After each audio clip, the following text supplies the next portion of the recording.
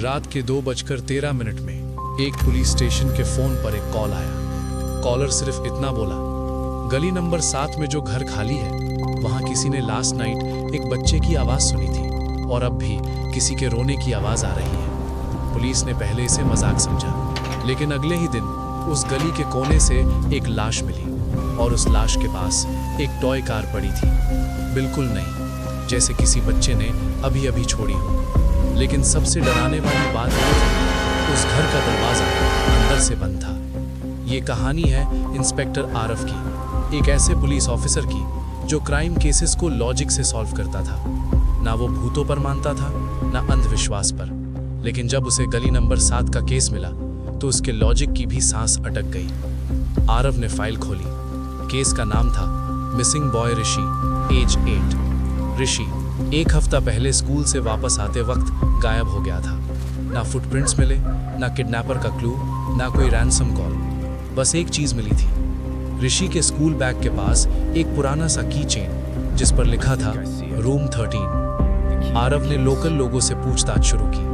तब एक बुढ़ी आंटी ने कांपते हुए कहा, साहिब, गली नंबर 7 का वो घर कभी खाली नहीं था। पहले वहां एक फैमिली रहती थी, लेकिन एक रात सब कुछ बदल गया। आरव, बदल गया? कैसे? आंटी, उस घर में बच्चे की हंसी सुनाई देने लगी थी, जबकि घर में कोई बच्चा था ही नहीं। फिर रात को दरवाजा अपने आप खुलता था और सुबह दीवार पर छोटे छोटे हाथ के निशान मिलते थे। आरव को ये सब बकवास लगा, लेकिन जब उसने घर का पूरा रिकॉर्ड निकाला तो एक और शॉकिंग बात पता चली। उस घर का एक रूम हमेशा लॉक रहता था और उस रूम का नंबर था रूम 13। रात हो चुकी थी। आरव अपनी टीम के साथ उस घर पर पहुंचा।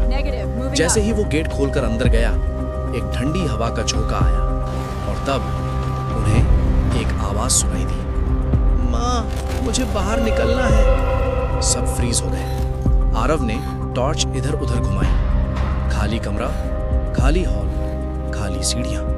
फिर अचानक ऊपर वाली मंजिल से थम थम थम, जैसे कोई बच्चा दौड़ रहा हो। कांस्टेबल घबरा कर, सर, यहाँ कोई है। आरव ने तुरंत ऊपर जाने का इशारा किया, लेकिन जैसे ही वो सीढ़ियों के लास्ट स्टेप पर पहुंचा, उसने दीवार पर एक पुराना सा फोटो फ्रेम देखा। उस फोटो में एक फैमिली थी और उनके साथ एक बच्चा भी था। बच्चा था ऋषि।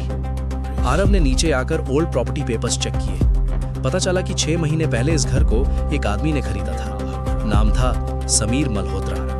पड़ोसियों ने बताया कि समीर रात को बहुत कम बाहर निकलता था और उसके घर से कभी-कभी मेटल हिट होने की आवाज आती थी। आरव ने समीर का बैकग्राउंड चेक किया और जो मिला उससे केस और डार्क हो गया। समीर पर पहले भी एक सीरियस एलिगेशन था। वो बच्चों को अपनी स्वीट टॉक और फेक गिफ्ट से बहुत पास बुलाता था, लेकिन इस बार शायद उसने गलत बच्चे को चुना था। ऋषि के स्कूल बैग से मिला की चेन समीर के घर के एक सीक्रेट रूम की चाबी निकली। वो रूम था रूम 13। जब रूम 13 खोला गया, सबके होश उड़ गए।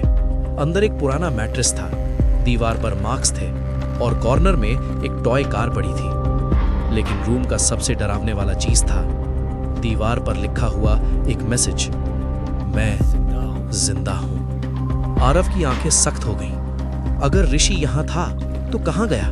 तभी फ्लोर पर एक छोटा सा स्क्रैच मार्क मिला, जैसे किसी ने बहुत ज्यादा जोर से जमीन खुरची हो। आरव ने उस जगह को उठाया और नीचे मिला एक छिपा हुआ बेसमेंट। बेसमेंट के अंदर एक पुराना सा टेबल था, उस पर कुछ बच्चों के कपड़े और एक डायरी। डायरी की लास्ट एंट्री पड़ी थी, अगर कोई यहाँ आए तो उससे कहना वो जो रात को हंसी सुनाई देती है वो बच्चा नहीं, समीर है। आरव स्टन रह गया। उसने तुरंत समीर को ढूंढ निकाला। वो घर के पिछले हिस्से में भागने की कोशिश कर रहा था। आरव जोर से, समीर रुको। समीर का चेहरा सफेद पड़ चुका था। समीर, मैंने कुछ नहीं किया, मैं बस उसे छुपाना चाहता था। उसे? कौन? समीर का मुंह कांपने लगा। फिर उसने जो सच बोला वो किसी को भी रात भर सोने नहीं देता। समीर, ऋषि नहीं मिला था, ऋषि ने मुझे देख लिया था। समीर ने बताया कि ऋषि को किडनैपिंग के लिए नहीं, बल्कि अपने इल्लीगल रैकेट के सख्त प्रूफ को छुपाने के लिए घर में लाया था। ऋषि ने उसके सीक्रेट को देख लिया था। डर के मारे समीर ने बच्चे को बेसमेंट के पुराने हिडन स्पेस में लॉक कर दिया। लेकिन रात को जब समीर वापस आता, उसे बच्चे की आवाज सुनाई देती, कभी रोने की, कभी हंसी की, कभी किसी का नाम पुकारने की। और सबसे डरावनी बात, समीर ने जब बेसमेंट का डोर खोला तो वहां ऋषि नहीं था, बस उसका टॉय कार था और दीवार पर हाथ से लिखा एक लाइन, तुमने मुझे छुपा दिया, अब मैं तुम्हें नहीं छोड़ूंगा। पुलिस ने समीर को अरेस्ट कर लिया। ऋषि को जिंदा बचाया गया एक सीक्रेट क्रॉल स्पेस से। केस सॉल्व हो गया था। सबको लगा कि कहानी खत्म, लेकिन जब आरव स्टेशन से घर लौटा, उसके कोट की पॉकेट में एक छोटी टॉय कार मिली और उस कार के नीचे एक नोट था, रूम 13 में अब नया दोस्त आ गया है। आरव ने धीरे से सर उठाया। उसके घर के दरवाजे के बाहर एक बच्चा खड़ा था, मुस्कुराता हुआ।